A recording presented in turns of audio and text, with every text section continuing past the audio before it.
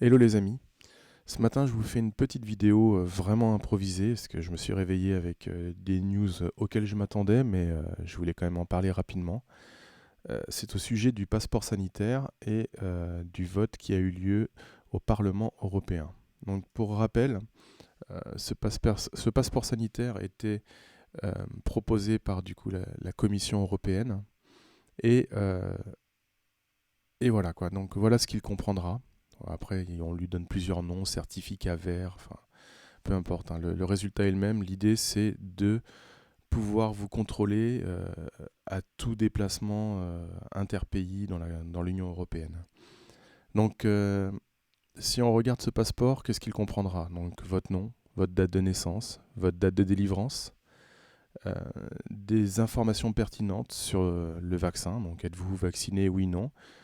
Avez-vous été testé récemment, oui, non? Et aussi, si vous avez contracté la maladie, ça peut être jugé comme recevable pour vous autoriser à aller dans d'autres pays. Et donc, ce certificat aura un identifiant unique. Euh, la Commission s'engage également sur le respect de la protection des données personnelles. Alors déjà, rien que là, ça me pose un grand problème. Juste à titre d'exemple, rien que pour la France, ils ont passé un énorme contrat avec Microsoft pour toute la gestion du big data de la santé en France. Donc c'est juste pour dire que on a confié à une entreprise privée comme Microsoft le soin de stocker toutes les données de santé, donc des données de chacun d'entre nous, euh, pour tous les Français, quoi. Ma confiance à Microsoft sur ce terrain-là est extrêmement limitée. On voit déjà qu'au niveau des systèmes d'exploitation, ils ont réussi à faire fuiter des données personnelles sans trop informer euh, les utilisateurs de leur système d'exploitation. Il y a eu de grandes levées de boucliers justement pour que certaines options soient ajoutées pour qu'on puisse empêcher cette sortie des datas, quoi. Euh, donc voilà, donc là, quand on nous dit qu'on va avoir un certificat numérique dans lequel il y aura notre nom, notre date de naissance et des éléments concernant notre santé, à savoir si on a été vacciné, testé ou autre, parce que c'est quand même des données personnelles de santé, déjà à partir de là, on est hyper border au niveau du secret médical. Déjà, le simple fait de devoir présenter à quelqu'un qu'on est clean d'un point de vue médical, ça veut dire que vis-à-vis de toutes ces personnes à qui on va présenter notre certificat vert, il n'y a pas de secret médical. Ils sauront si on est vacciné, pas vacciné, testé, pas testé. Donc on peut appeler ça comme on veut, on peut tourner autour des mots, mais c'est pas ça le secret médical. Le secret médical, c'est je vais n'importe où je veux, personne ne doit savoir si j'ai un cancer ou autre.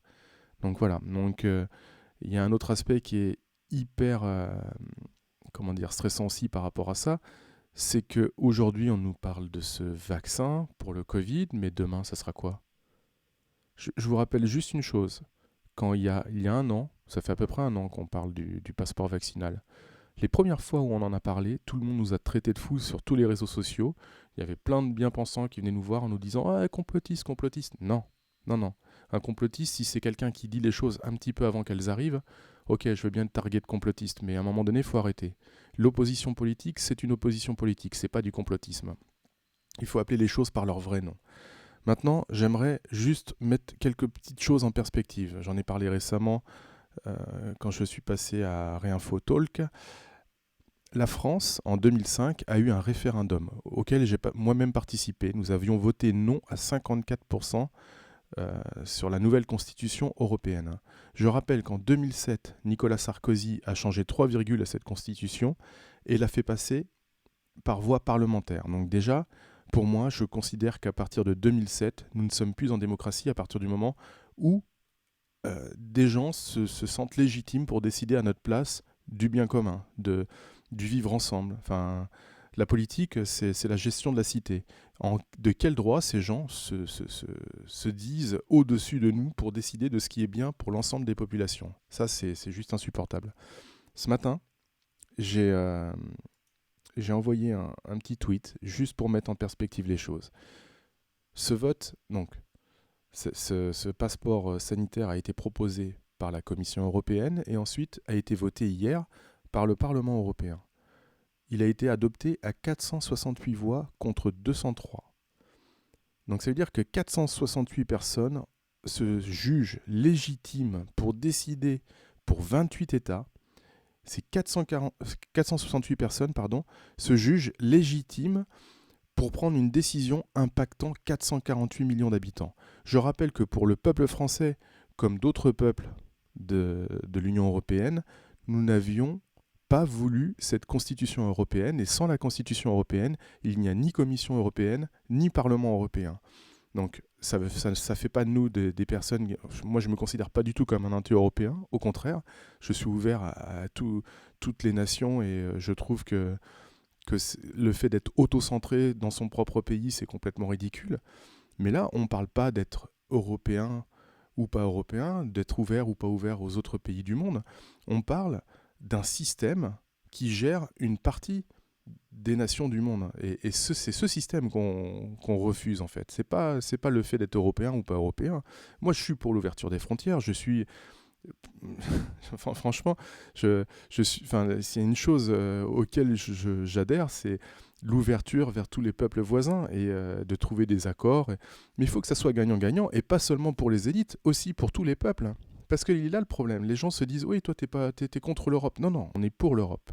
Mais une Europe juste, une Europe qui se soucie de ses peuples. Et là, on n'est pas du tout dans cette situation-là. Donc, juste un rappel, 468 personnes posent un bulletin ou appuient sur un bouton, en fonction de comment ça fonctionne, et vont impacter 448 millions d'habitants. Je ne sais pas si vous voyez un petit peu le pouvoir qu'ont ces gens sans réelle légitimité. Deuxième rappel, en 2005, 54% des Français ne voulaient pas de la Constitution européenne. Si ce vote avait été respecté, ces gens, à nos yeux, n'existeraient même pas. Donc là, on est franchement dans une situation impensable. Deuxième chose, il y a eu un vote récemment, plus de 70% des Français ne veulent pas de ce passeport. Donc voilà. Je crois franchement qu'il y a vraiment un gros malaise. Et là, il y a un déni de démocratie. Tous ceux qui disent « Oui, mais c'est pas grave, on va retrouver un petit peu de liberté », j'aimerais juste rappeler une chose. Je ne suis pas contre que des gens se fassent vacciner, pas vacciner. Par contre, je suis contre que l'on impose ce choix. Aujourd'hui, vous faites face à un chantage. Vous croyez que pour récupérer, quand je dis vous, je parle pas à ceux qui... je parle à tout le monde en général, peu importe. Ne le prenez pas pour vous, c'est ce que je veux dire. Il ne faut pas croire que de se faire vacciner et d'avoir ce passeport à jour vous rendra votre liberté. Rien de tout ça. Ce n'est qu'un chantage. Moi, je dis que la vaccination doit être un choix éclairé. Si vous voulez vous faire vacciner et que votre vrai souhait, c'est d'être vacciné pour être protégé, c'est respectable. Vous devez le faire. Si vous ne voulez pas être vacciné parce que vous n'avez pas confiance et que vous avez envie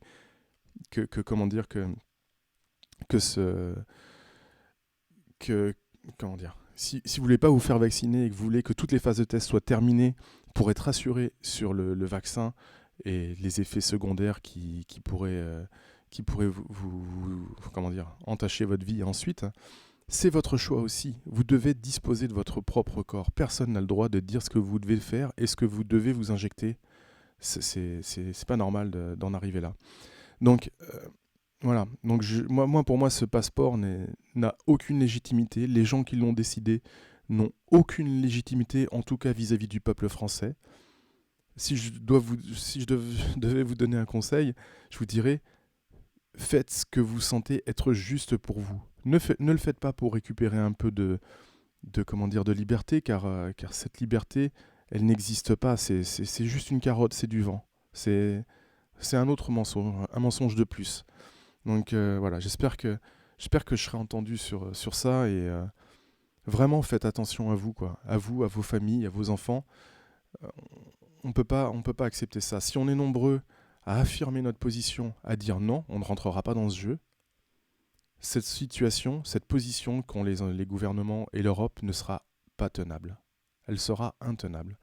Quand tous les commerces, quand tous les tous les endroits nous seront inaccessibles, ils seront voués à mourir, parce que si énormément de gens refusent de rentrer dans ce jeu, c'est tout le système qui s'écroule. Donc vous avez j'aime bien cette expression avec le colibri qui cherche à éteindre le feu en jetant une petite goutte. Ça paraît pas grand-chose, mais si chacun fait sa part, on peut faire changer énormément de choses. Ça n'est pas dans la violence, hein, c'est juste marquer une position, rester ferme sur sa position. Donc voilà, j'espère vraiment qu'on arrivera à quelque chose de positif après ça. En tout cas, restez centré et n'ayez pas peur. Enfin, c'est vrai, on risque de perdre certaines libertés. On est beaucoup à parler de citoyens de seconde zone. Euh, oui, on deviendra des citoyens de seconde zone, on n'aura pas les mêmes droits que les autres. Ça ne durera qu'un temps. Si on est ferme, ça ne durera qu'un temps. Rappelez-vous que la plus importante de vos libertés, c'est celle de pouvoir faire vos propres choix. À partir du moment où vous ne disposez plus de votre corps et, et à partir du moment où vous n'êtes plus en capacité de faire vos propres choix, pour moi, c'est une petite mort. L'accepter, c'est comme commencer à mourir. Restez vivant. Allez, allez, allez les amis, je vous souhaite une bonne journée. À bientôt.